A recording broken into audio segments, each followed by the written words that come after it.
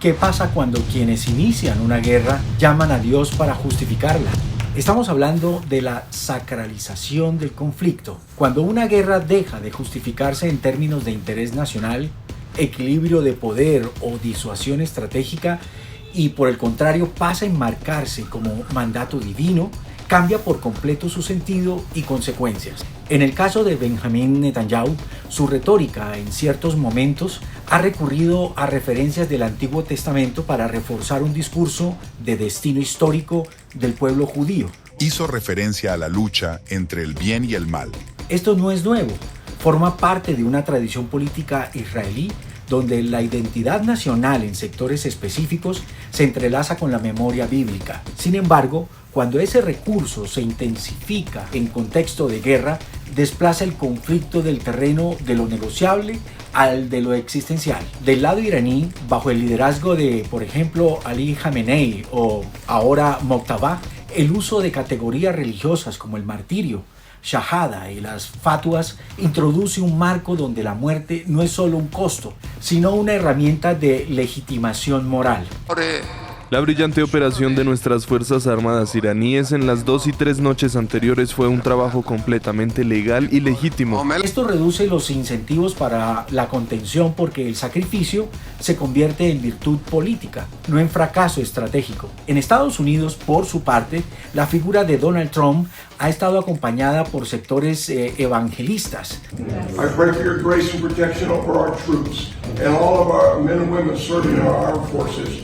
And Father, we just pray you'll continue to give our president the strength that he needs to lead our great nation. Que interpretan la política internacional también en clave de fin de tiempos, lucha entre bien y el mal. Aunque el Estado estadounidense sigue operando bajo la racionalidad institucional, este tipo de discurso influye en la base política y puede presionar decisiones más duras o menos pragmáticas. Antes de continuar, quiero invitarlos a que adquieran mi libro, De Maquiavelo a Trump, en donde encontrarán estos análisis y muchos más de comunicación política.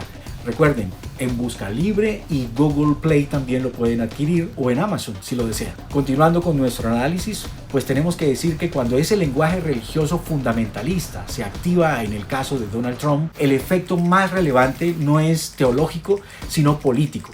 Convierte una intervención internacional jurídicamente discutible en una causa moral blindada frente a la crítica. La categoría de guerra justa deja de depender del derecho internacional o del cálculo estratégico y pasa a fundamentarse en una narrativa de misión divina.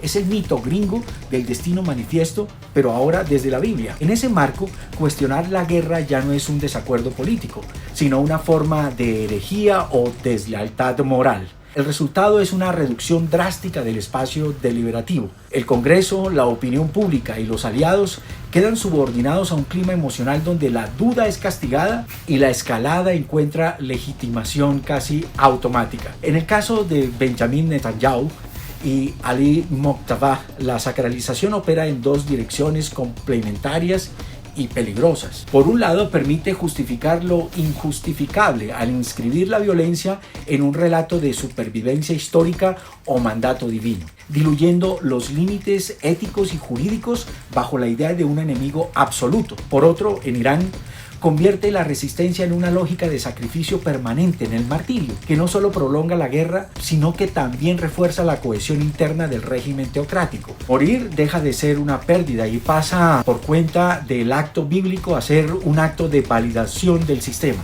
En ambos casos, el conflicto deja de tener un punto de cierre racional porque su sentido ya no está en la victoria material, sino en la fidelidad de una narrativa sagrada que exige continuidad, incluso al costo de una devastación prolongada. Cuando los líderes convierten a Dios en argumento, la guerra deja de tener límites y la violencia pierde toda posibilidad de contención o de repudio. Ya no se lucha solamente por intereses petroleros o dominios regionales, no, sino por verdades absolutas que no admiten derrota ni negociación, y en ese terreno cada bomba se justifica, cada muerte se santifica y cada final se vuelve imposible.